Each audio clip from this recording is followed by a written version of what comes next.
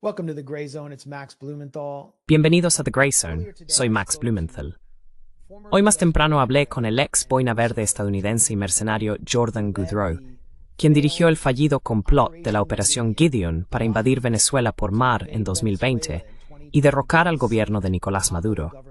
Fue una operación notoriamente chapucera, burlonamente apodada la Bahía de los Cerditos. Si habéis seguido nuestra cobertura en The Gray Zone durante los últimos años, especialmente nuestros reportajes sobre Venezuela, ya estaréis familiarizados con los detalles.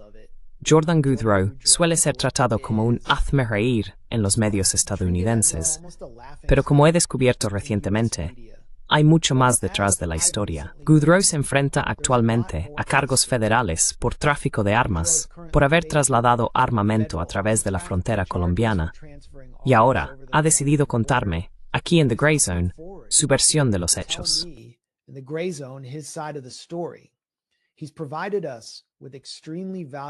Nos ha proporcionado documentos judiciales y archivos del FBI de un valor incalculable que contienen detalles sobre quienes participaron en la operación encubierta Gideon de 2020 para derrocar al gobierno del presidente venezolano Nicolás Maduro. Estos documentos revelan aspectos del plan de golpe en Venezuela que el público nunca había visto antes. Incluyen entrevistas del FBI con participantes que demuestran, o al menos sugieren, conocimiento previo del complot por parte de asociados de Trump, líderes del gobierno colombiano, activos de la CIA y funcionarios que trabajaban directamente bajo el vicepresidente Mike Pence y Donald Trump, y sugieren firmemente su apoyo al mismo. En esta entrevista, Goodrow nombra a estos funcionarios y también detalla el posible apoyo de la CIA al plan. Jordan Goodrow, ex boina verde y rostro de la Operación Gideon, que comenzó como Operación Edgemont. Bienvenido a The Gray Zone.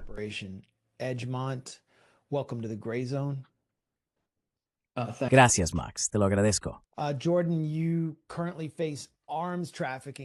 Jordan, actualmente te enfrentas a cargos de tráfico de armas presentados por el gobierno de Estados Unidos debido a tu participación en la Operación Gideon, que fue este intento de golpe de Estado de gran repercusión en Venezuela, conocido coloquialmente como la Bahía de los Cerditos. Fue, en cierto modo, una operación de mercenarios que salió mal, al menos en apariencia. Pero como resultado de tu juicio, has obtenido acceso a documentos que muestran que funcionarios estadounidenses, miembros de la administración Trump y personas cercanas a ella, así como la CIA, sabían de la Operación Edgemont, que era el plan para invadir Venezuela y arrestar al presidente del país, Nicolás Maduro.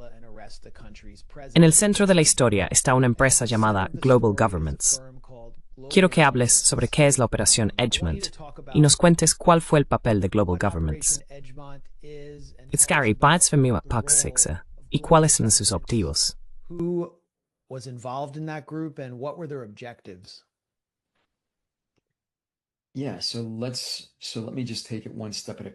Sí, así que déjame ir paso a paso.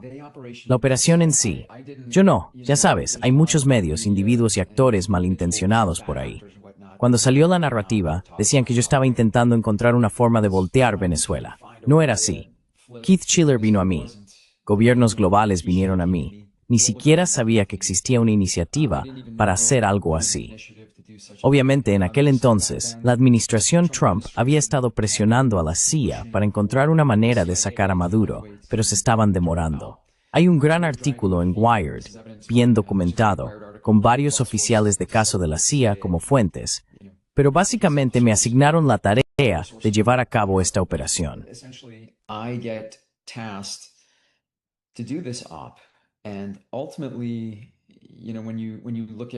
Y en última instancia, cuando miras el primer correo electrónico que envié al equipo de gobiernos globales, que está en el proceso de descubrimiento, y obviamente ha salido una enorme cantidad de información, incluso allí dejé claro que esto no sería algo sangriento. Esto sería básicamente los venezolanos recuperando su propio país. Así que creo que mi estrategia, y ciertamente mi intención para esta operación, era que los venezolanos retomaran su propio país, ¿verdad? La forma de hacerlo es matizada. Lo entiendo. En la superficie, la narrativa siempre va a ser, bueno, esto fue un golpe, estos mercenarios sucios. Pero ese no era el plan. No fue el plan inicial, y nunca lo fue. Obviamente, para hacer algo así, técnicamente se llama un golpe militar, y por eso se utilizan unidades cercanas al presidente o al liderazgo en Venezuela. En ese momento, había 3 líderes diferentes.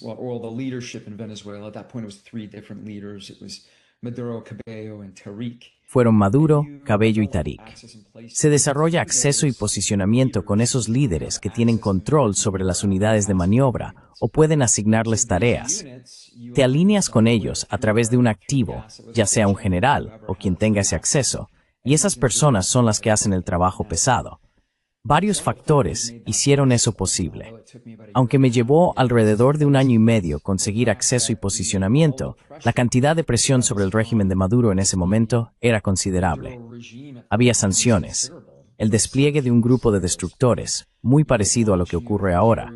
Existía hegemonía, una enorme cantidad de amenazas militares en las noticias y rebeliones populares. Todo ello diseñado para ejercer presión sobre el régimen de Maduro.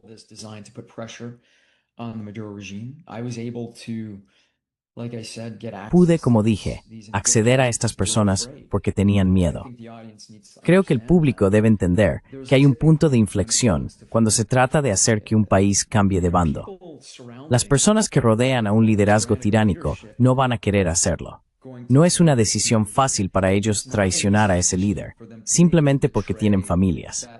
Así que, si se hace en el momento equivocado y permanecen cerca de ese líder tiránico, y otro país interviene, y un golpe tiene éxito, entonces esas personas serán tratadas igual de mal por el nuevo elemento que el objetivo, que habrían sido, ya sabes, obviamente Maduro, Cabello y Tariq.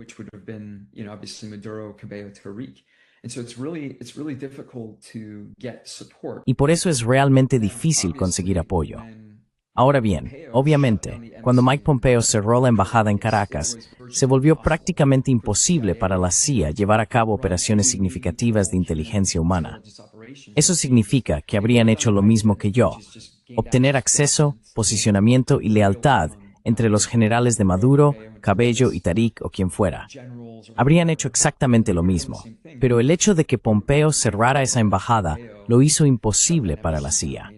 No lo sabía en ese momento, pero había una guerra civil en la Casa Blanca. Quiero decir, eso queda demostrado por todo el asunto del supuesto complot de colusión con Rusia y todas las pruebas que han salido al respecto. Y luego está el socavamiento de la administración Trump por parte de Obama. Además de que, quiero decir, el FBI estaba interviniendo el teléfono móvil del senador Hawley. Sí.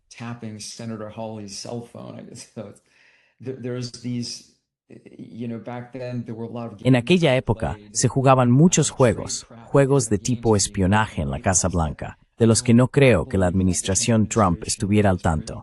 No eran conscientes del nivel de escrutinio, ni supongo, de la batalla en la que estaban inmersos.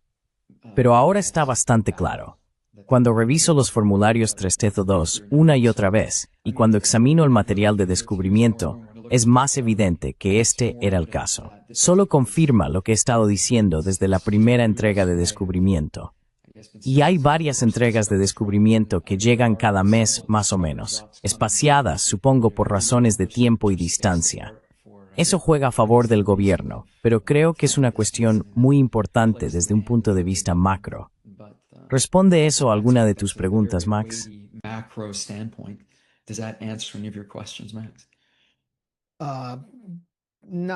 No exactamente. Quiero decir, quería que hablaras sobre la gobernanza global. ¿Qué era? ¿Quién participaba en ella? ¿Y cómo encajaban en esta trama? Así que quizá, ya sabes, gracias por esa perspectiva macro, pero esto es más bien el... Sí. Como diría AOC, esto es lo micro frente a lo macro. Claro, así que profundicemos en una de las partes interesadas. Sí, obviamente tienes a la gente de la comunidad de inteligencia, el FBI, la DEA, y luego a la oposición venezolana. Y después tienes un elemento como mi equipo, que en realidad estaba intentando hacer el trabajo, contratado y dirigido por la administración Trump. Y luego el tercer componente son los gobiernos globales. Estos son los que me contrataron. su intención o su papel en todo esto era que querían contratos comerciales. Querían una forma, supongo, monetizar la secuencia de una era sin Maduro.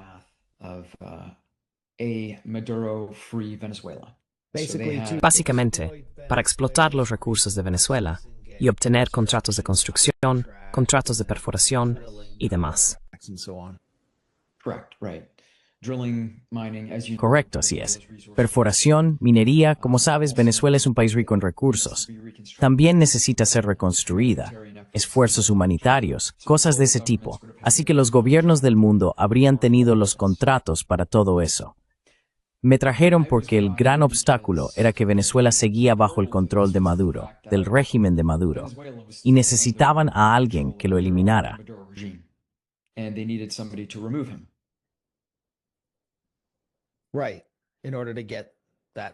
Correcto. Para obtener esa riqueza, necesitaban que tú lo eliminaras.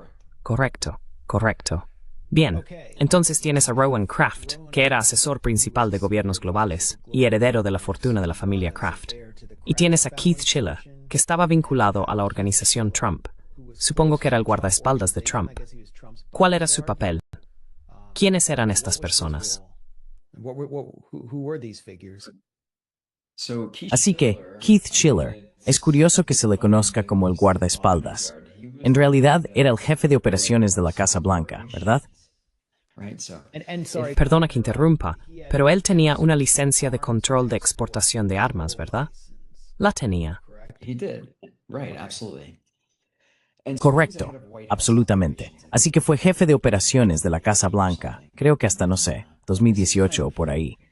Y ese cargo tiene bastante peso. Keith Schiller podía básicamente entrar y salir de la Casa Blanca cuando quisiera. Era una figura muy respetada en la administración Trump. Se acercó a mí, había oído hablar de algunos de los otros trabajos que había hecho, quizá a través de un conocido en común.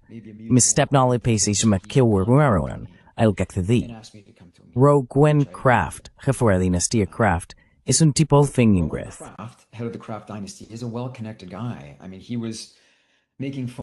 Quiero decir, estaba haciendo llamadas telefónicas al almirante Fire, que era el comandante del Southcom. Esto fue en la primera reunión. Es decir, todo esto se puede leer en el proceso de descubrimiento. Hizo una llamada telefónica a Elliot Abrams. Resulta que una de las personas de la oposición venezolana que trabajaba para Leopoldo López tuvo una reunión con Elliot Abrams en la Casa Blanca. Exacto, tuvieron varias reuniones. Había varios de estos individuos con los que trataba de tú a tú, ideando operaciones tácticas y estratégicas, los tipos de la oposición venezolana. Estos tipos parecían moverse con total libertad por la Casa Blanca.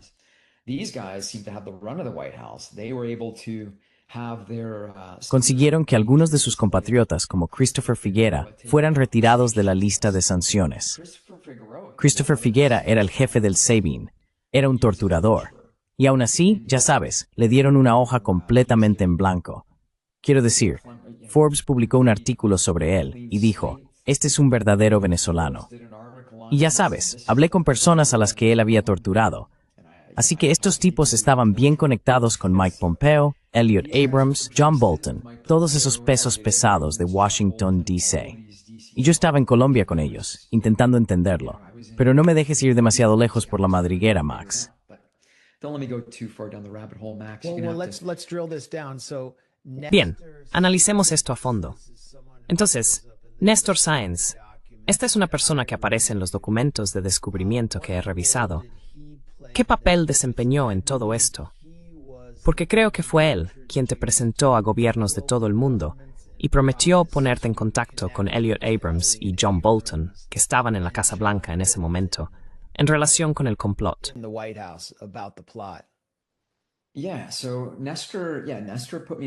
Sí, pues Néstor me puso en contacto con gobiernos de todo el mundo. Estuvo en la sala en la primera reunión junto con George Betancourt. Ya sabes, él es el tipo indicado.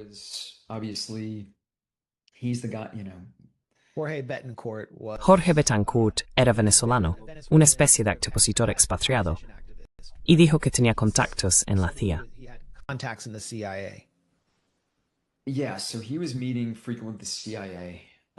Sí, así que se reunía con frecuencia con la CIA. Se reunía con la inteligencia colombiana, con el DNI colombiano, y hablaba abiertamente de ello. Así que era un activo para esas agencias de inteligencia.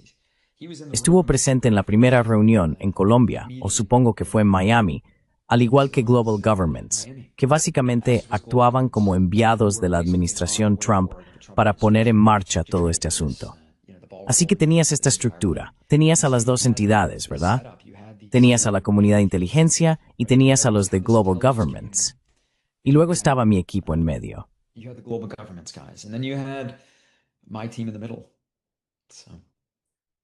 Así que vuestro equipo era básicamente la fuerza. Y vais a derribar las puertas y hacer el trabajo. Quiero decir, quizá metafóricamente, pero no me interesa una invasión. Eso sería cosa de Eric Prince. Había visto su prospecto y lo que intentaba vender en ese momento, y eso sí que era una invasión. Yo no. Eric Prince, de Blackwater, que está muy vinculado a Trump Incorporated, estaba preparando un prospecto e intentando recaudar dinero para una invasión armada de Venezuela. Y tú lo viste, ¿verdad?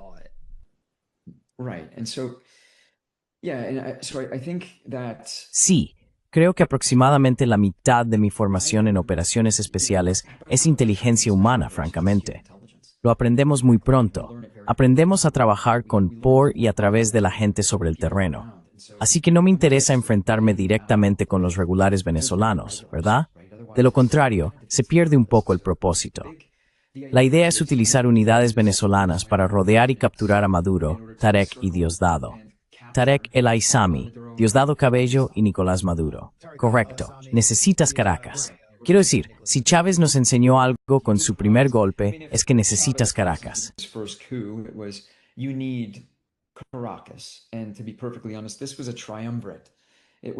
Y para ser completamente sincero, esto fue un triunvirato.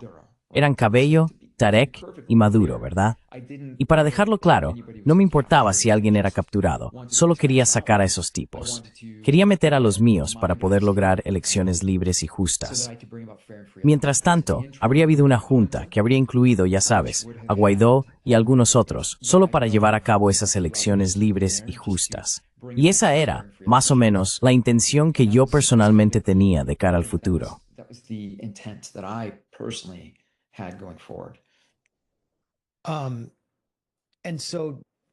Me estás diciendo que John Bolton y Elliot Abrams sabían de la Operación Edgemont, tu plan que más tarde se convirtió en la Operación Gideon, y que tuvieron alguna participación en ella. Quiero decir, ¿puedes ser lo más claro posible sobre eso y hasta qué nivel llegó?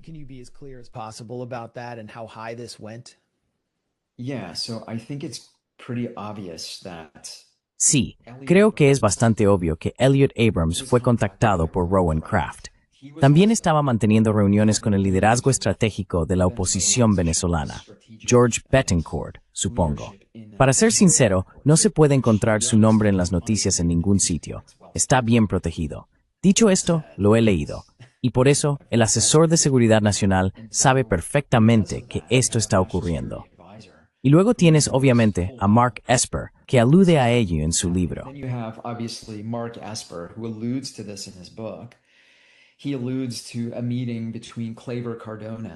Él alude a una reunión con Claiborne Cardonas, quien a su vez se reunió con George Betancourt.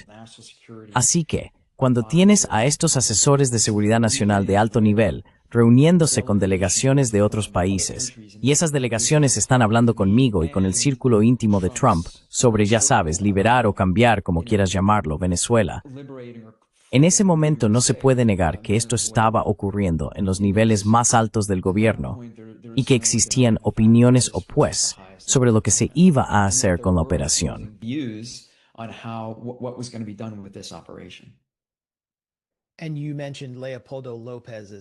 Y también mencionaste a Leopoldo López. Es una especie de padrino del ala golpista de la oposición venezolana, la parte que quiere organizar un golpe militar. De hecho, ya había estado implicado en un golpe antes. Cuenta con un fuerte respaldo del gobierno de España y del gobierno de Estados Unidos. ¿Y dijiste que también tenía algún conocimiento de este plan?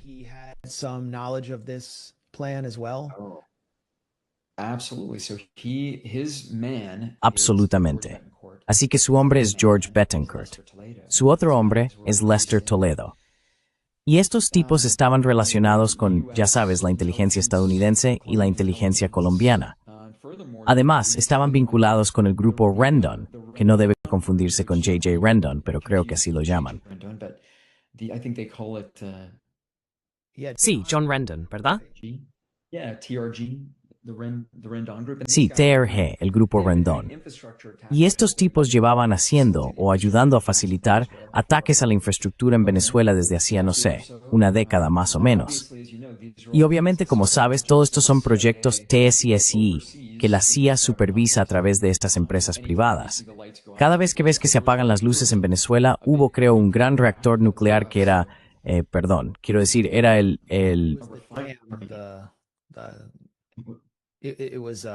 Fue una presa hidroeléctrica que falló, creo que en 2019, y provocó cortes de energía en todo Caracas. Pero hubo algo más, Max. Hubo un gran ataque y mató a muchos venezolanos. De todos modos, sí no sé si fue en Maracaibo, puede que me equivoque, pero fue una refinería la que fue atacada. Sí, eso es correcto. Decenas de, no sé el número de venezolanos que murieron, pero este ataque fue llevado a cabo por la inteligencia estadounidense en colaboración con saboteadores de la oposición venezolana. Así que hay, adelante, una larga historia de la CIA trabajando con ellos. Y tengo una grabación secreta con George Betancourt y Lester Toledo, uno de los tipos a los que tuve que grabar en secreto.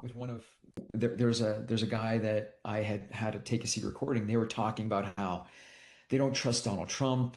Hablaban de que no confían en Donald Trump y que solo confían en la CIA, solo confían en Juan Cruz. Y está clarísimo dónde están las lealtades de estas personas. No están alineadas con Trump, están alineadas en su contra. Y creo que, si puedo adelantar un poco, cuando se observa la dinámica con María Corina, ¿cómo puede la administración Trump confiar en el liderazgo opositor en Venezuela? Así que existe una relación muy distante entre estas personas.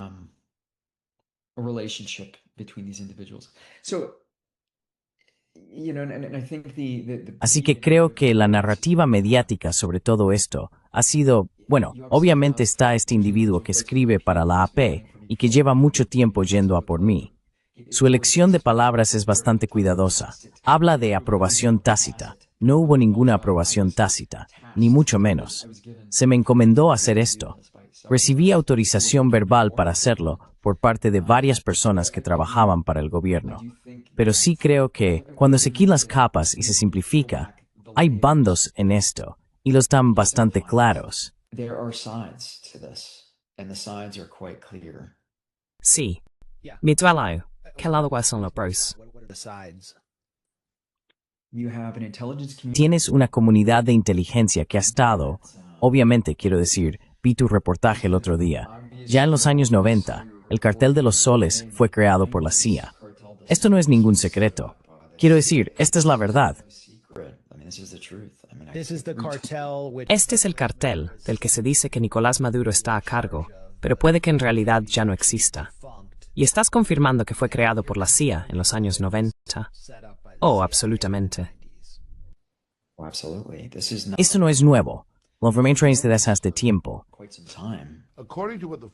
Según lo que el ex jefe de la Administración para el Control de Drogas le dijo a Mike Wallace, este envío de drogas llegó aquí gracias a lo que él llamó tráfico de drogas por parte de la CIA en asociación con la Guardia Nacional de Venezuela.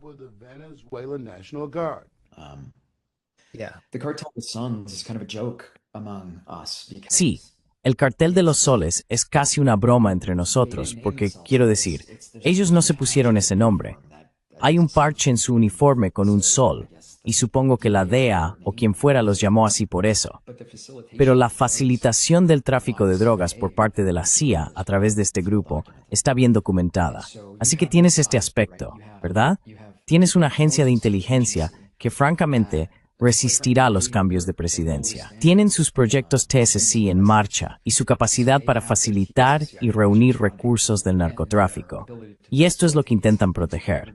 Entonces, ¿en qué les beneficia deshacerse de Nicolás Maduro, verdad?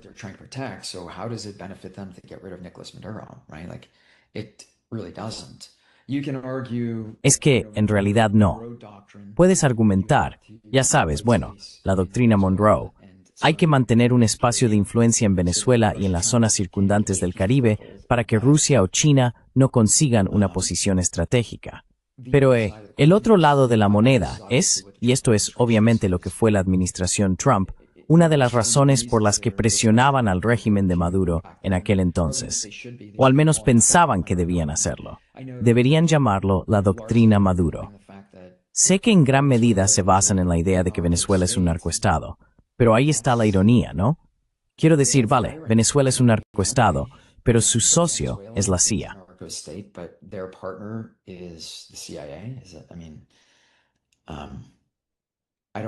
Quiero decir, no sé cómo encajar eso, ¿verdad? Sí, según tengo entendido, es más bien un petroestado y responsable solo de una fracción de las exportaciones de cocaína a Estados Unidos. Pero parece ser, y esto creo es algo secundario a nuestra conversación, o podemos tratarlo más adelante, pero solo como contexto, parece ser un objetivo debido a su riqueza petrolera y a su gobierno de recursos de orientación socialista y nacionalista, que está siendo atacado bajo el pretexto de una guerra contra las drogas. Hay un funcionario que ha estado implicado en el señalamiento de Venezuela durante años, que trabajaba en el Departamento de Estado, pero parece desempeñar otro papel, posiblemente uno en Langley, y su nombre es Juan Cruz. Y ha aparecido en los documentos de descubrimiento a través de tu caso. ¿Puedes contarnos quién es Juan Cruz y cómo encaja en esta historia?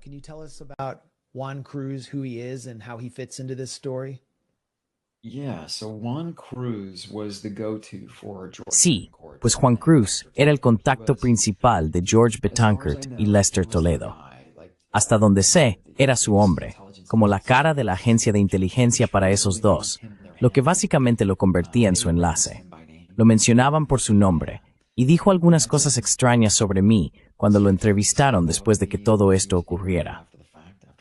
Así que es una de las pruebas de la implicación o el sabotaje de la inteligencia estadounidense.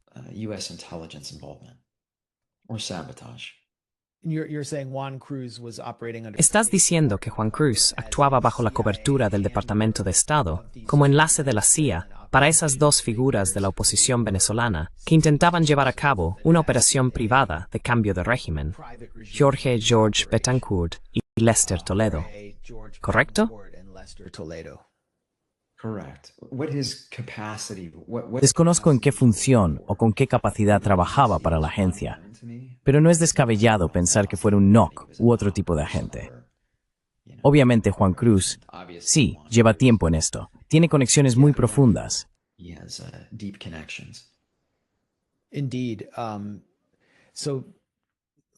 Efectivamente.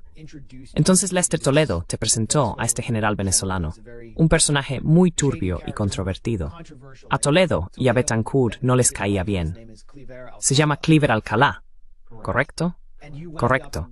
Y acabaste trabajando con él en la selva de Colombia para organizar la invasión o intervención en Venezuela, junto con Alcalá y sus hombres, que ya sabes, se estaban rebelando contra el ejército venezolano.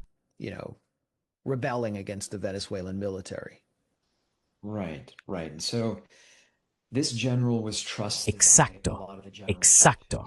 Así que este general contaba con la confianza de gran parte del alto mando en Venezuela. Juan Guaidó no la tenía en absoluto. Por eso la rebelión popular fracasó estrepitosamente. No contaban con el apoyo del ejército. Sí, Juan Guaidó tenía el apoyo de la CIA, y ellos estaban ayudando con aquel pequeño asunto del 19 de abril, pero no tenían el respaldo militar. Como resultado, esto fue completamente distinto a lo que yo había preparado, y fracasó. La diferencia con mi operación fue que yo básicamente tenía acceso y posición, y contaba con activos que confiaban en el general.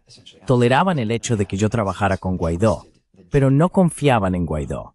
Sin embargo, sí confiaban en el general Alcalá.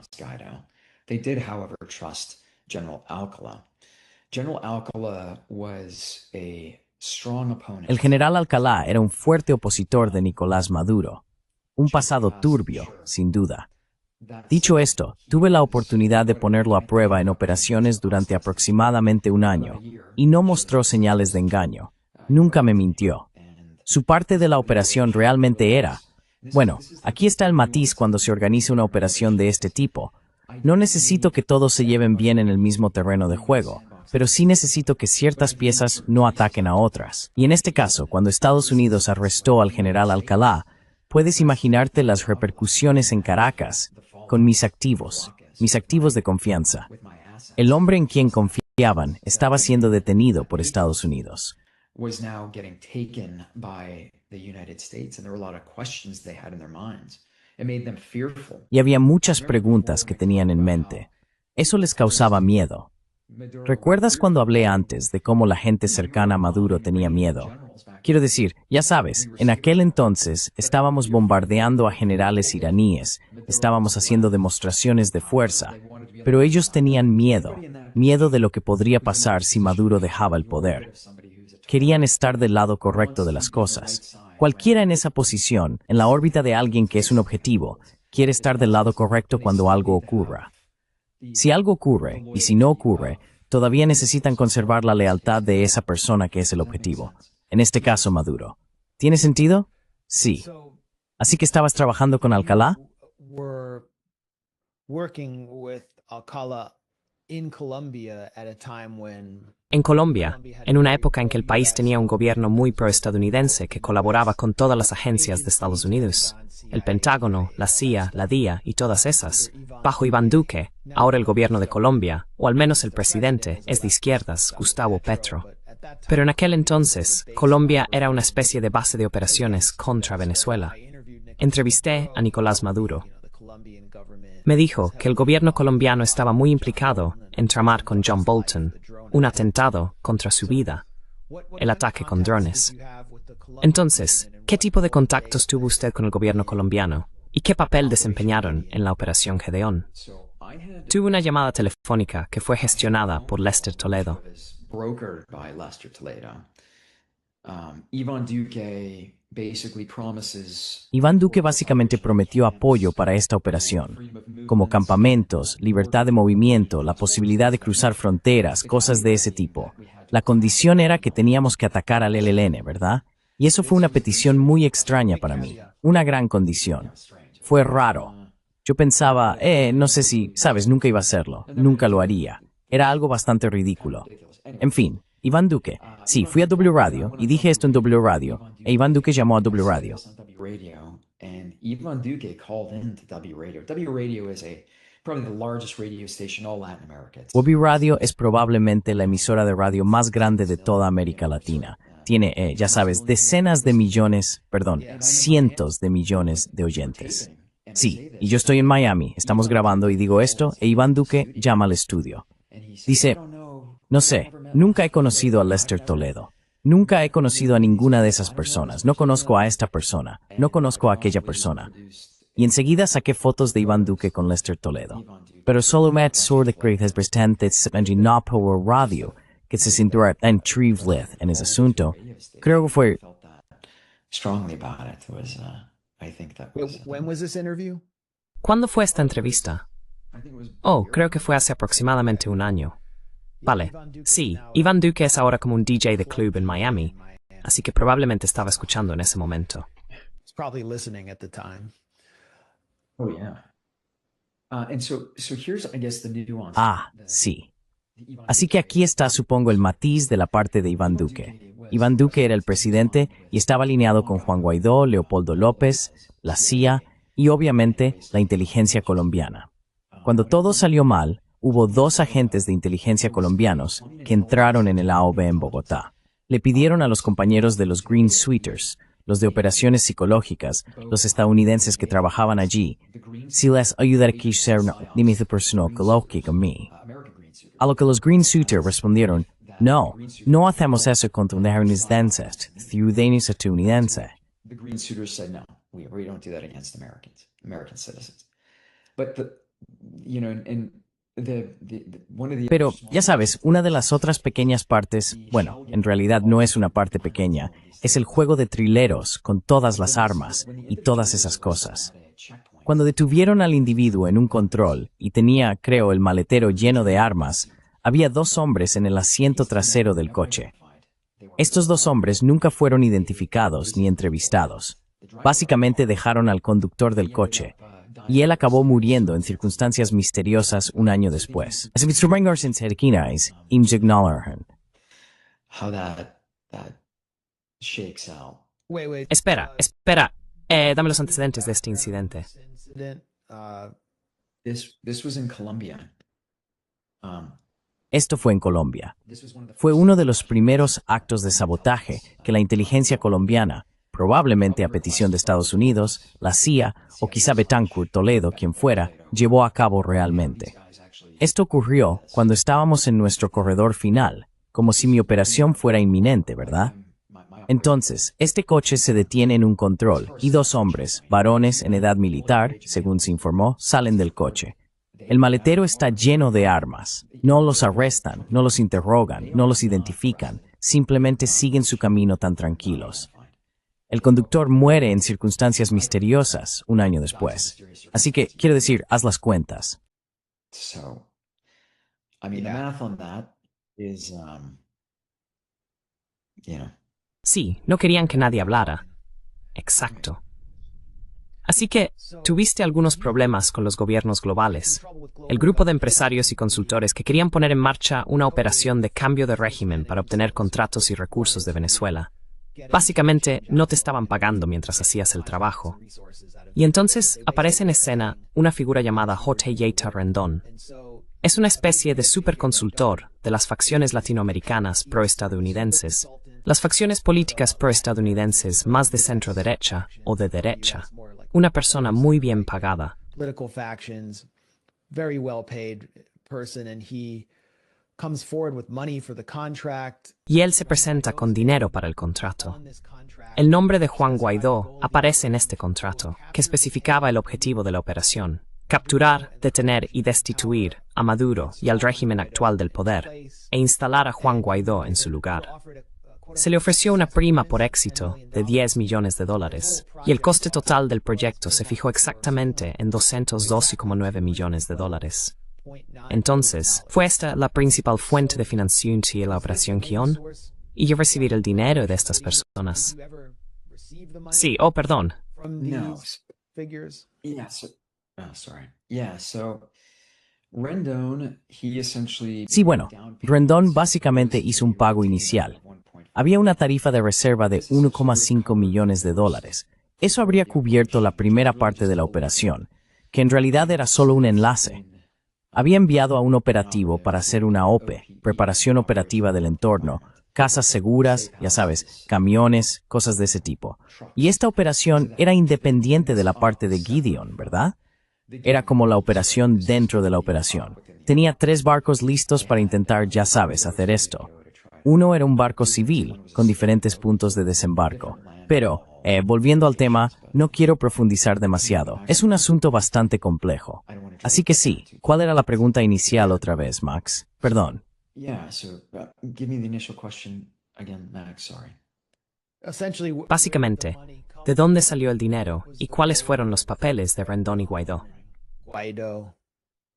So the initial price tag for a link up was... Así que el precio inicial de la conexión habría estado bien cubierto por los $1,5 millones. Dicho esto, necesitaba saber que estas personas iban en serio, porque los gobiernos globales no habían conseguido firmar el contrato. Los gobiernos globales seguían ahí, pero ahora yo tenía el contrato firmado, así que trabajaban más bajo mi contrato. No era necesariamente un gran contratista de servicios, pero sí tenía el contrato con el presidente en funciones. Esto resultó muy interesante para Keith Schiller. Very interesting for Keith Schiller and all of global governments, to include Mike Pompeo as a lawyer. Todos los contactos gubernamentales globales, incluido el abogado de Mike Pompeo, Travis Lucas, George Sorial, el abogado de Donald Trump, todos en ese círculo de poder en Washington, D.C., con los que me reuní justo después de firmar el contrato. El dinero fue, quiero decir, en el fondo soy un boinas verdes. Soy un tipo de operaciones especiales. Encontraré el dinero. Y soy un hombre de negocios. Tengo que ser capaz de moverme a través de las capas tácticas, estratégicas, logísticas y políticas de cualquier operación como esta.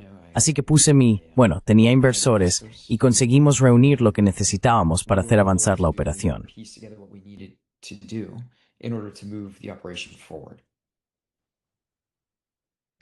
¿Tuviste algún contacto directo con Guaidó o Rendón? Rendon? Yeah. Yeah, so absolutely. Sí, absolutamente. Tuve varias reuniones con Rendón en Florida. Él insiste en que hay cosas en el contrato. Dice que establece que podían cancelarlo en cualquier momento. Pero el contrato dice claramente que no hay cancelación por conveniencia. Además, nunca recibí ningún correo electrónico para cancelar el contrato. Tuve una llamada por Zoom. De hecho, grabé una llamada telefónica secreta con Juan Guaidó. Y en esa llamada hay un abogado que me facilite de la firma del contrato por Zoom. He facilitates the contract signing over Zoom, and you hear one guy to clearly sign it. Y se puede escuchar claramente a Juan Guaidó firmando el contrato, con varias personas en la sala. Así que obtuve el contrato del presidente en funciones, del presidente reconocido en Venezuela. En ese momento, quiero decir, cuando lo tomé, al día siguiente tuve una reunión con varias personas influyentes del círculo interno, ya sabes, el círculo interno de Trump. Después de que se firmó ese contrato, unas horas más tarde, tuve esa reunión en el Hotel Trump. Y luego, tras unas cuantas reuniones más, tuvieron una reunión en la Casa Blanca. Meetings after that, they have a meeting in the White House. So, Wow. Okay, so speaking of the White House. Vaya, de acuerdo. Entonces, hablando de la Casa Blanca, según estos documentos de descubrimiento, tuviste contacto con la oficina del vicepresidente. Un nombre que aparece mucho es el de Drew Horn, que era asesor de políticas del vicepresidente Mike Pence. Y luego mencionaste a Travis Lucas, que era abogado y trabajaba para Pence, y a George Sorial, que era abogado de la organización Trump. Sí, bien. Entonces, ¿cómo entraste en contacto con la oficina del vicepresidente y en qué consistió ese contacto? Contact with the vice president's office, and what did the contact consist of? yeah, so global governments, this is the part that's really fun Sí, to me. así que los gobiernos globales, esta es la parte que me resulta realmente graciosa, Max, cuando ciertos periodistas intentan afirmar que estoy sugiriendo una aprobación tácita. El descubrimiento demuestra lo contrario. Hubo varias reuniones entre esta persona y yo. Está bien conectado en Washington, D.C., Horn. Obviamente, si miras dónde está ahora, está trabajando en un proyecto con Keith Schiller en Groenlandia a través de Green Math. Quiero decir, estas personas son muy cercanas. No es ningún secreto que esa fue una de las primeras iniciativas que la administración lanzó cuando asumieron el cargo esta vez. Travis Lucas es abogado de Mike Pompeo. George Sorial, como dijiste, es el abogado de Trump a cargo de la Fundación Trump. Así que estos tipos son personas muy de confianza dentro del círculo. The very trusted individuals in the circle. Furthermore, they wanted, not they, but one of Además, ellos querían, no ellos, sino una de esas personas quería que me reuniera con el presidente, cosa que rechacé. Pensé que eso era, cualquier presidente necesita poder negar su implicación. Necesitan mantener cierta distancia respecto a cualquier operación de este tipo. Dicho esto, no tenía ninguna duda de que contaba absolutamente con la aprobación para hacerlo, que había recibido luz verde de 2 personas. Y soy un soldado, así que ya sabes, el general no tiene que venir a decirnos, estáis autorizados para la misión. Vemos a las personas que trabajan en esa entidad y lo creemos si resulta creíble. Y estas personas lo eran. No tenía ningún motivo para no creer lo que decían. individuals were credible. I had no reason to not believe what they were saying. They're credible. Eran creíbles y eran altos funcionarios, o al menos estaban vinculados a altos funcionarios en cada oficial. In official capacity. And Right, and it's not just that. It's when Exacto. Y no es solo eso. En medio de todo esto, estaba enviando varias solicitudes de información a través de esta persona.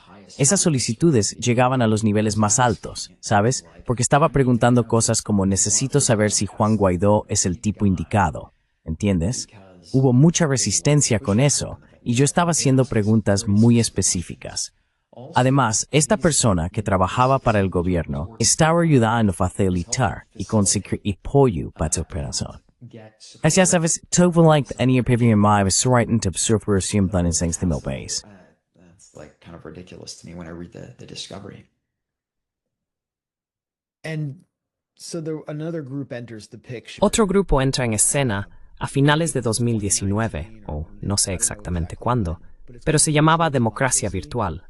Estaban presentando planes a Drew Horn, que era el asesor de políticas de Mike Pence. Uno de esos planes se envió a su cuenta de correo electrónico de la Casa Blanca el 8 de diciembre de 2019 y básicamente exponía ideas para derrocar a Maduro. ¿Puedes hablar sobre eso? Toppling Maduro. Can you talk about that? Yeah, I mean, there were several Sí, quiero decir, hubo varios. Ese individuo estaba intentando encontrar iniciativas para llevar esto a cabo. Cuando me reuní con él por primera vez, ¿de quién hablabas? De Horn.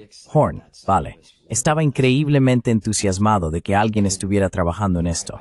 Obviamente yo fui puesto en esa posición por los gobiernos globales, pero él estaba eufórico. Así que trabajamos juntos durante varios meses para intentar impulsar esto.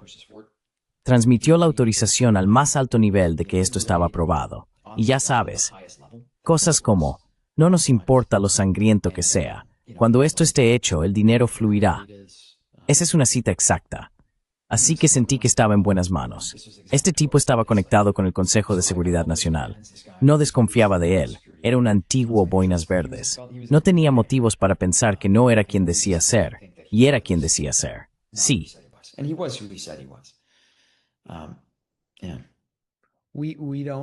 No nos importa riento que sea. Cuando esté hecho, el dinero fluirá.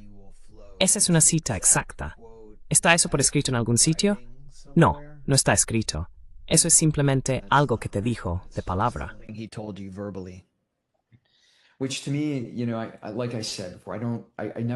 Lo cual para mí, como dije, nunca quiero. Para mí, cuanto más elegante sea el plan, más simple es el plan. Cuanto más fácil sea defender la parte del contragolpe, ¿verdad? Si hay mucha guerra y conflicto, si se trata de una invasión, un contragolpe es más difícil porque se generan muchos resentimientos. Si es algo tan simple y elegante como que los generales de Maduro cambien de bando porque ven a los estadounidenses y bueno, somos una fuerza catalizadora, es mucho más fluido. Y además, no es tanto un golpe de Estado, sino ya sabes, un país tomando el control de su propia capacidad de decisión, teniendo agencia sobre su propio proceso democrático, supongo. Ya sabes, la parte moral de todo esto. Perdón, continúa. Sorry, go ahead. No, solo digo que sé que esto causa mucho dolor. Y, desde luego no soy partidario de una invasión con el propósito de un cambio de régimen o de explotar recursos. Sí creo que, en el caso de Venezuela en aquel entonces, se podría haber argumentado. Y desde luego, después de haber hablado con muchos locales y pasado tiempo con distintas personas, que había una justificación sólida para destituir a Maduro en favor de unas elecciones libres y justas. Dicho esto, la forma en que se hace es tan importante como el hecho en sí, y a veces más importante que lo que ocurre después. ¿Tiene sentido? Yo nunca invadiría un país ni impondría nada. Creo que eso es un terreno muy resbaladizo.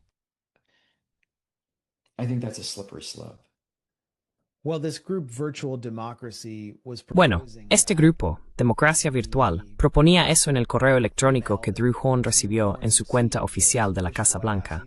Pedían entrenar hasta 500 combatientes en el campamento Moyoc, en Carolina del Norte, que está dirigido por Eric Prince y su empresa de mercenarios, Academy, antes conocida como Blackwater. Pero ese plan nunca siguió adelante. ¿Hasta dónde usted sabe, Prince no tiene nada en marcha? Esto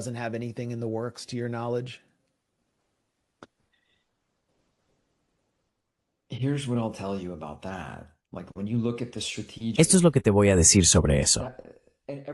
Cuando miras el lado estratégico, Todo en los informes estratégicos parece realmente bien, te lo digo ahora mismo.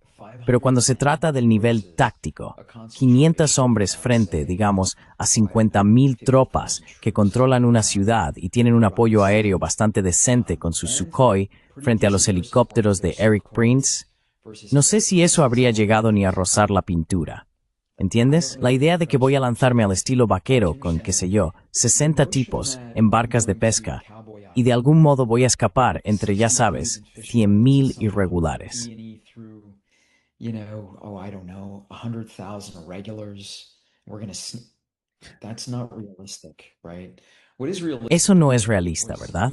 Lo que sí es realista es lo que se suponía que debía ocurrir. El desembarco de esos 2 barcos a lo largo de la costa, operaciones de bajo nivel, sin escaramuzas con las fuerzas regulares venezolanas, y luego mi barco civil dirigiéndose a un puerto deportivo civil, con ropa de civil, reuniéndose con activos de alto nivel en Venezuela. Esa es una operación sencilla, ¿no? Lo que Eric Prince estaba proponiendo, no le veo la viabilidad. No si puede funcionar. The viability of that. I don't know that it could have worked. Well, I want to cover that. Bueno, quiero abordar eso un poco más adelante. Pero primero quiero preguntarte sobre otra referencia a la operación Edgemont/Gideon, que tuvo lugar durante una reunión entre la oposición venezolana y el entonces secretario de Defensa Mark Esper, quien dirigió el Pentágono durante un periodo del primer mandato de Trump. En sus memorias, Esper dijo que uno de los colegas de Guaidó le comentó, cito, «Tenemos algunos planes en los que el gobierno de Estados Unidos sabe que estamos trabajando, pero que aún no están listos». Esper dijo que abandonó la reunión después de que se mencionaran esos planes. Entonces, ¿qué opinas de la admisión de Esper? Parece ser el reconocimiento de más alto nivel de conocimiento previo y posible implicación por parte de la administración Trump.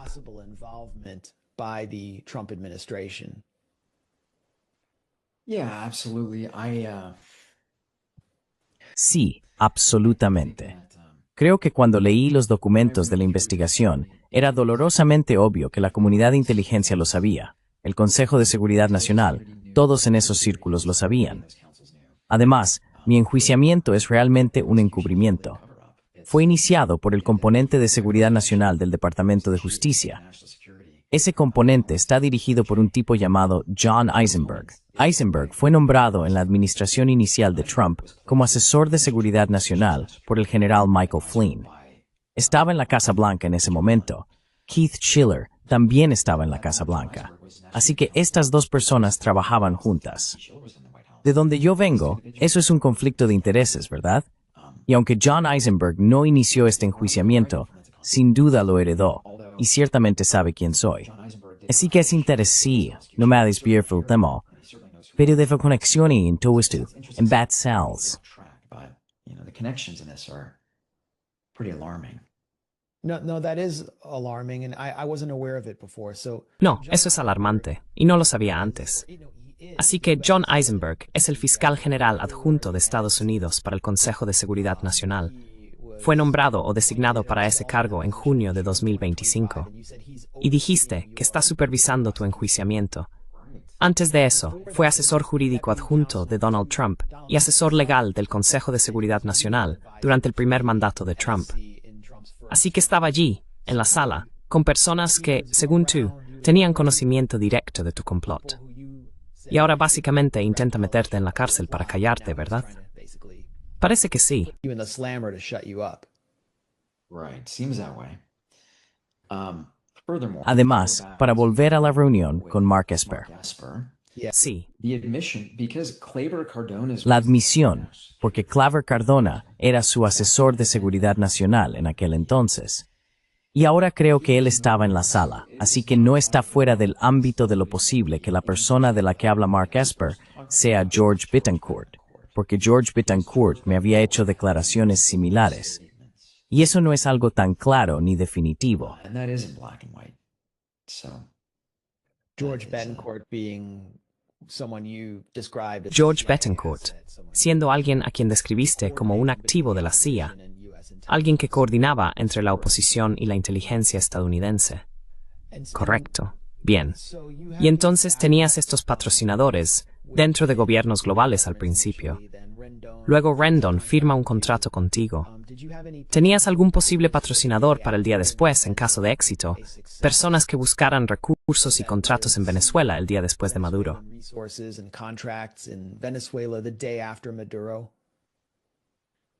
Yes, absolutely. This was global governance, right? Okay. And so Sí, absolutamente. Esto involucraba a gobiernos de todo el mundo, ¿verdad?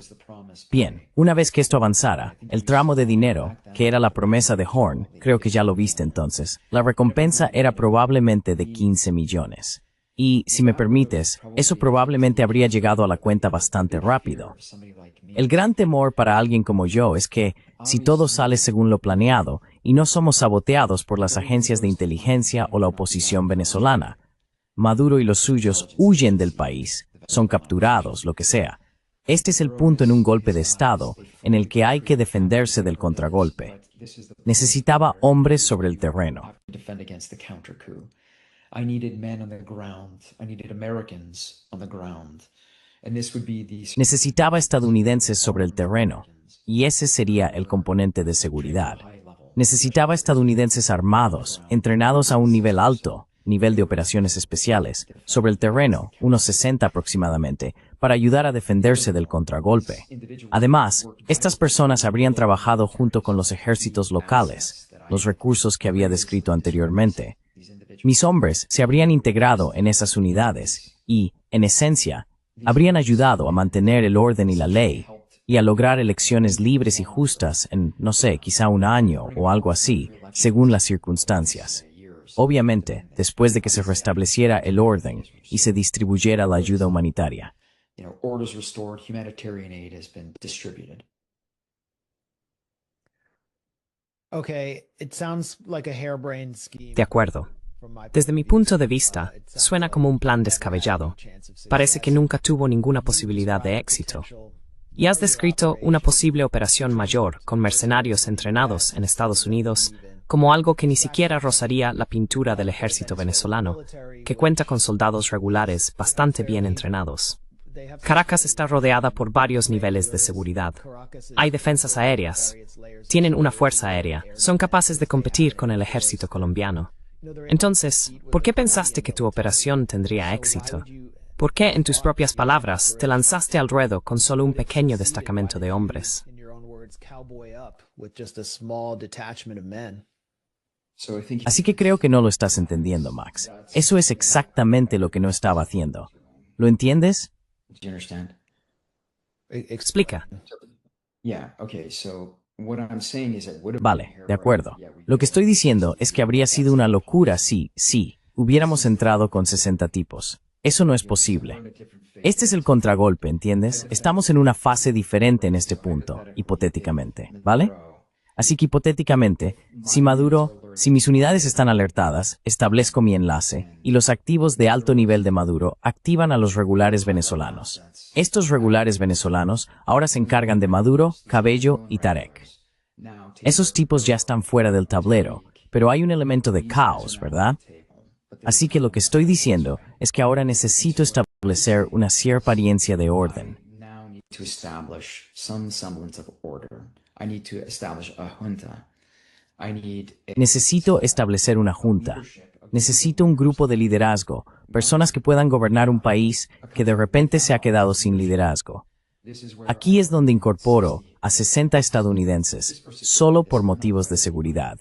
No están luchando contra nadie. Básicamente se están uniendo a los regulares venezolanos y van a trabajar por y a través de esos regulares. La parte difícil ya está hecha, esencialmente. No hay combates. Nadie está luchando contra nadie. Y entonces establecemos esta junta para lograr una especie de liderazgo y elecciones justas y libres. ¿Es eso lo que estás siguiendo? fair and free elections. You tracking? Sí, quiero decir, esta es tu teoría de la operación y de cómo se desarrollaría idealmente. This is evidenced by, I mean, this is essentially what Esto se demuestra por, bueno, quiero decir, esto es básicamente lo que hicieron en Bolivia, ¿no? govern Y es en gran medida la misma idea. Estamos allí, pero no para gobernar ni hacer nada. No estamos llevando a cabo operaciones militares. Estamos trabajando más o menos como te entrenan para hacerlo, ¿verdad? En cualquier función, supongo, de operaciones especiales de un Boinas Verdes, que consiste en entrenar, asesorar y asistir como con los iraquíes, ¿no? Así que en Irak, las unidades de Boinas Verdes trabajan por medio de y a través de las unidades iraquíes. Así que en Venezuela habría sido similar, pero mucho más fácil, porque hay generales que ya han apartado a Maduro, Tarek y Cabello, y se ha establecido un liderazgo temporal. Y ahora ya sabes, básicamente tenemos que sobrevivir 3 meses de posibles contragolpes. La forma de hacerlo es intentando alinear al ejército existente bajo el liderazgo temporal. Okay. Vale. and you're coming in on Y estáis llegando en barcos de pesca. boats. No, Run into- these are different. Max, ese es un grupo de personas diferente. So Entonces, ¿cómo pensabas hacer en tierra en secreto y reunirte con... link up with No. some sort of No, this is rebellious generals. so Así que volvamos atrás. La primera parte de la operación es el enlace. Son las 60 personas en los botes, ¿verdad? Luego, una pequeña embarcación con estadounidenses, el contingente estadounidense con algunos venezolanos, desembarca en un puerto deportivo. Y básicamente es solo un enlace. Nos estamos reuniendo con activos en Venezuela que tienen unidades de tarea y maniobra, personas poderosas que están integradas con Maduro. powerful people who are embedded with Maduro.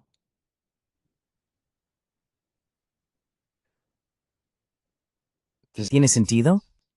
I mean, it doesn't make sense to me because Quiero decir, no tiene sentido para mí, porque he estado en Venezuela varias veces y he visto una imagen de la sociedad que no creo que haya sido ni sea bien comprendida por Estados Unidos.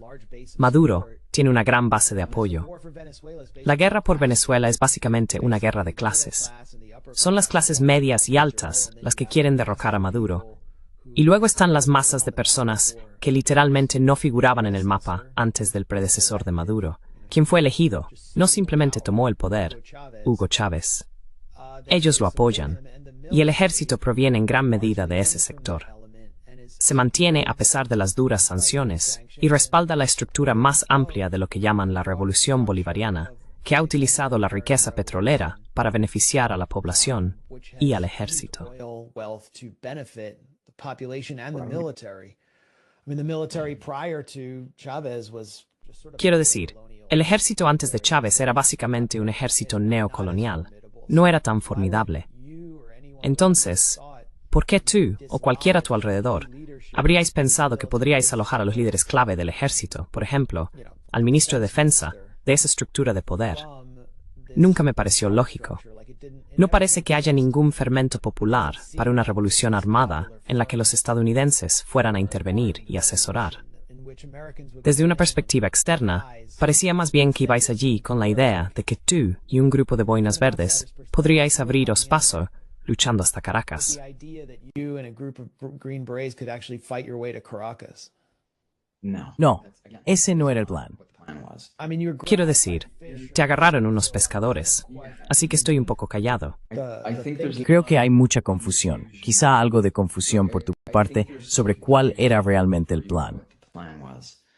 I'm talking about the Estoy hablando de la realidad, y como el plan se topó lleno con duras rocas esa realidad. rocks of reality, which Well, you I may think not the have plan understood. ran up against. Yeah, I think the plan. Creo que el plan se estrelló contra las duras rocas del sabotaje de la CIA. Es como cuando tienes gente en barcos revelando tus coordenadas GPS. Esa es la realidad. La gente en Venezuela, claro, es cierto que Maduro tiene mucho apoyo. Lo tiene. Dicho esto, había generales muy cercanos a él que no estaban alineados con él, ¿verdad? Esto fue obviamente infiltrado desde el principio, y lo entiendo. Pero al mismo tiempo, no era tan difícil de vender. Ya sabes, Maduro está aterrorizado ante la posibilidad de ser bombardeado por Estados Unidos. Está observando a esos generales iraníes. Bombed by the U.S. He was watching these Iranian generals, and I was well placed. I had access to. Y yo estaba bien posicionado. Tenía acceso a esas 3 personas. Y para ser completamente sincero, habría funcionado bien si hubiéramos tenido nuestro enlace, porque en aquel entonces la creencia en torno a Maduro era que una invasión estadounidense o algún tipo de acción era inminente. Así que no es tan difícil, es bastante sencillo. Ha ocurrido varias veces a lo largo de la historia. Consigues acceso y colocación con la gente que rodea al rey, y esas personas son los que hacen el trabajo pesado. And those people are the ones who do the heavy lifting. ¿Quiénes eran los generales? That's No voy a hacerlo. Esta gente tiene familia. Así que se dijo que los combatientes de Alcalá habían sido infiltrados por la inteligencia venezolana y que así supieron que ibais a venir. Pero estás diciendo, déjame aclarar algo. ¿Dijiste que la CIA en realidad entregó vuestras coordenadas? that's right. Así es. Sempre me specifico. Yeah, so there was communication between Sí, así que hubo comunicación entre Lester Toledo y George Betancourt. Bueno, supongo que sus compatriotas en los campamentos. Obviamente estaban contactando con DNI, pero hubo conversaciones entre DNI y los hombres en los campamentos. Bien. Entonces, Nicolás Maduro, o sea, el régimen de Maduro, realmente no tuvo que hacer nada. Solo tenían que hacer que su guardia costera fuera al lugar correcto en el momento adecuado. No fue el régimen de Maduro quien nos infiltró. intelligence community of Sí, Venezuela opposition / CIA. Okay. Vale. ¿Y por qué querían traicionarte? Porque no les gustaba Alcalá y querían ser ellos quienes dirigieran la operación más adelante. I mean, maybe at the I think maybe at the tactical level. creo que quizá a nivel táctico para los venezolanos, pero en aquel entonces recibían mucho dinero a través de USAID. Quiero decir, eran miles de millones. Y eso queda demostrado por la demanda que está en curso ahora mismo con Juan Guaidó en Delaware. Así que la CIA obviamente tenía otros intereses. No estaban interesados en derrocar a Maduro, estaban más que contentos de demorarse. Simplemente no querían cerrar la embajada. Mike Pompeo básicamente hizo imposible cerrar la embajada en la Venezuela de Maduro, o hizo imposible que la CIA operara desde Caracas, que es normalmente como se haría algo así.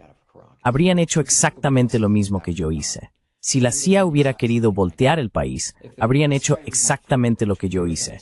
Se habrían acercado a los generales alrededor de Maduro, Cabello, Tarek. ¿Entiendes? To Maduro, Cabello, Tariq. You understand? Like, I mean, my understanding is they tried to do that. Quiero decir, según tengo entendido, intentaron hacerlo. Muchos funcionarios venezolanos han declarado que les ofrecieron grandes sumas de dinero para que se cambiaran de bando. Entrevisté a uno que dijo que básicamente estaban chantajeando a su familia para obligarle a hacerlo. Algunos generales venezolanos sí se cambiaron de bando. Así que eso estaba ocurriendo, pero estás diciendo que ¿qué faltaba en el plan de la CIA? ¿O es que en ese momento realmente no buscaban un cambio de régimen? Not actually seek regime change at that point. They absolutely did not seek regime change. I mean, this is evidenced by the fact Ellos absolutamente no buscaban un cambio de régimen. Quiero decir, eso se demuestra por el hecho de que la embajada fue cerrada. Y como no estaban buscando un cambio de régimen, ¿por qué otra razón vendrían a mí el presidente o su círculo más cercano? Así que lo que te estoy diciendo es que el plan que ideé, en realidad no lo ideé yo. Tiene una larga historia de uso durante, ya sabes, décadas. Es bastante sencillo. Consigues que la gente cercana al rey haga el trabajo. Es su país. Dicho esto, la CIA nunca estuvo interesada en un cambio de régimen. Y si miras lo que está ocurriendo ahora en las noticias, no sé si lo están ahora, ¿verdad? Entonces, ¿qué los está incentivando al más alto nivel? Bueno, obviamente tienen algún tipo de aparato, ya sea el narcotráfico o lo que sea. Hay una razón por la que no quieren facilitar un cambio en Venezuela, a menos que ahora estén de algún modo alineados con la administración Trump, lo cual no entiendo por qué. unless now they are aligned with the Trump administration, which I'm not sure. Well, there's been competing factions. I mean, you can see it play out through Bueno, the conflict. ha habido facciones enfrentadas. Se puede ver en el conflicto entre Rick Grinnell, que quiere negociar con Venezuela y asegurar acuerdos petroleros con Estados Unidos. Según informó el New York Times, Venezuela estaba dispuesta a renunciar a contratos con China y Rusia a cambio de mejores relaciones con Estados Unidos. Y Marco Rubio, que representa al sur de Florida, quien busca un cambio de régimen total. Y parece estar utilizando la guerra contra las drogas como tapadera. Están pasando de atacar barcos pesqueros, muchos de ellos rumbo a Trinidad y Tobago, supuestamente transportando cocaína, básicamente ejecutando extrajudicialmente a presuntos narcotraficantes en alta mar, a la promesa de Donald Trump en Quantico de atacar Venezuela por tierra, supuestamente para atacar a los cárteles que ahora identifican como narcoterroristas.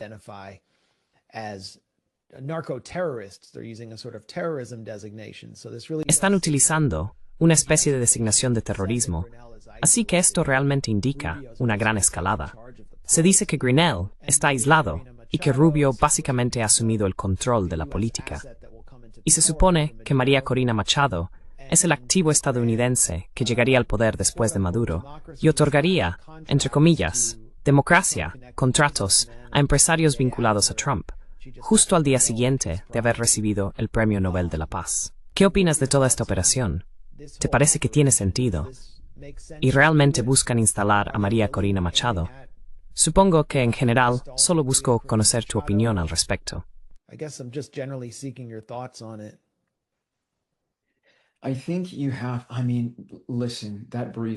Creo que tienes... Escucha, eso suena muy bien en la presentación. Pero, para ser totalmente sincero, la única razón por la que mi plan habría funcionado es por las conexiones que desarrollé cerca del entorno de Maduro, con Cabrera y Tarik. Si eso no se hace, si no se establece, entonces no tiene sentido. Sí, no hay nada más.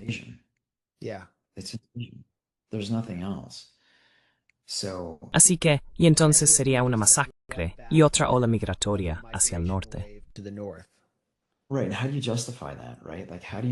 Exacto. ¿Y cómo justificas eso, verdad? O sea, ¿cómo justificas que un país invada a otro mucho más pequeño y débil? Aunque nosotros lo hicimos en Irak y Afganistán, pero... Y también fuimos allí por los recursos. Pero,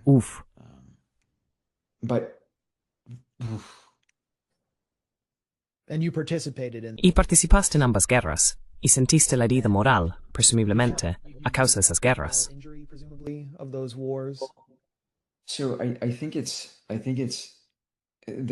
Así que creo que tiene varios méritos. Soy soldado, ¿verdad? Así que a nivel estratégico y a nivel táctico, entiendo que cierta parte de Estados Unidos siempre va a menospreciar a los soldados. Lo entiendo perfectamente. Pero al final del día realmente somos las únicas personas que van a defender este país de cualquiera. Y como soldados, vamos donde se nos envía y ganamos donde luchamos. Menospreciar a un soldado es fácil hacerlo en tiempos de paz o cuando participamos en acciones que no son populares. Obviamente, con Irak estuvimos allí demasiado tiempo. En Afganistán, muchísimo más tiempo. Exacto.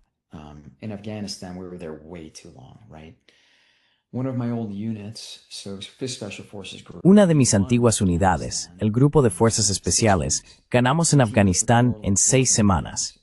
Nos aliamos con la Alianza del Norte y realmente diezmamos al enemigo. Dicho esto, después nos trasladamos para facilitar los grandes negocios y los contratos importantes. Pero lo que permanece son los soldados. Todavía tenemos que luchar, defender, estar hombro con hombro y protegernos unos a otros, sin importar lo demonizados que estemos por ciertos estadounidenses. Veo a Venezuela de una manera similar. Me dijiste que te has reunido con algunos de estos hombres y demás, pero yo también lo he hecho. Uno de los individuos que conocí fue torturado durante 2 años. Otro, un capitán, murió.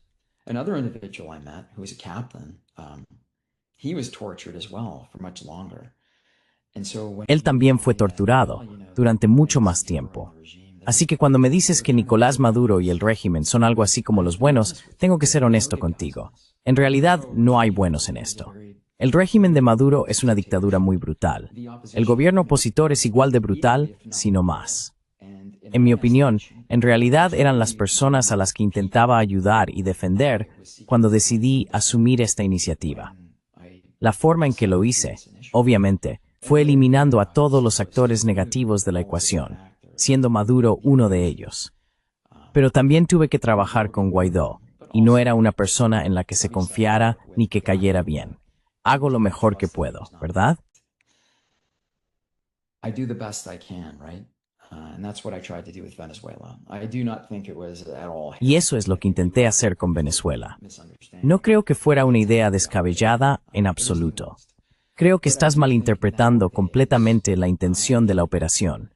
Es algo matizado, pero sí creo que hoy en día no entiendo cómo alguien puede desconfiar de la idea de que María Corina sea de alguna manera ilegítima. Pienso que las elecciones en Venezuela deben descartarse por completo. Tiene que existir una entidad independiente que garantice elecciones libres y justas. Y creo que más allá de toda la oposición, todos esos partidos necesitan que un liderazgo más joven dé un paso al frente y ocupe realmente el centro del escenario si se quiere alcanzar algún tipo de verdadera libertad en Venezuela. Freedom in Venezuela. Why do you think Maria Corina? ¿Por qué crees que María Corina Machado no es legítima? Es porque ha estado involucrada en golpes de Estado y en actividades potencialmente violentas, y ha utilizado medios antidemocráticos para derrocar al gobierno. ¿O hay otra razón? Correct. No, correct. And I think that when you Correcto, no correcto.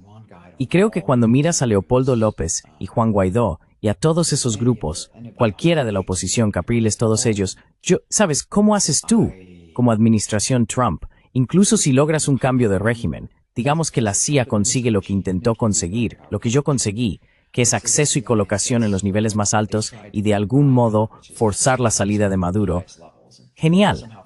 ¿Y luego qué? ¿Cuál es el vacío de poder? ¿Cómo llenas ese vacío de poder?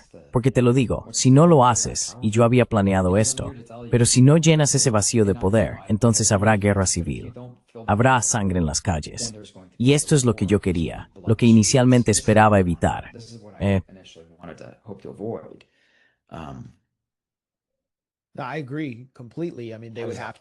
Estoy completamente de acuerdo.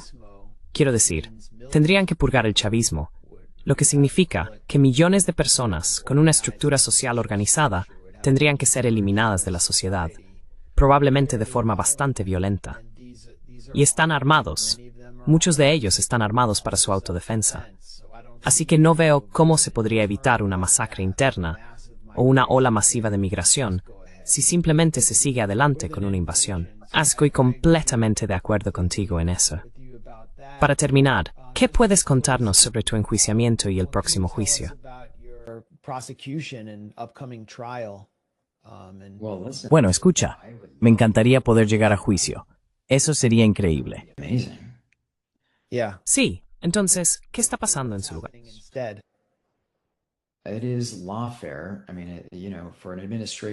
Es una guerra judicial.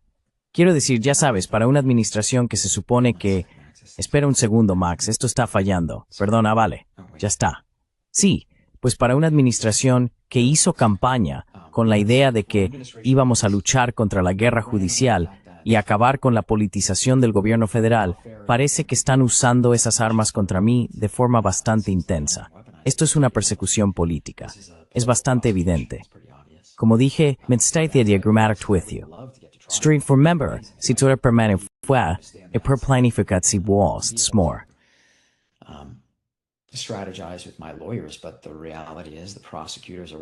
Pero la realidad es que los fiscales están trabajando increíblemente duro para volver a meterme en la cárcel. Quieren tenerme entre rejas para que no tenga acceso a información clasificada. Hay una enorme cantidad de ella. Obviamente, si me encarcelan ahora, estaría luchando durante años y años para conseguir esa información clasificada, lo que básicamente me obligaría a permanecer en prisión. Así que prefiero quedarme fuera y obligarles a darme la información clasificada, lo cual ha tardado, no sé, más de un año solo para obtener la documentación de descubrimiento que ni siquiera está clasificada.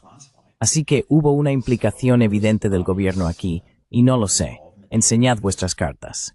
Estoy listo para ir a juicio.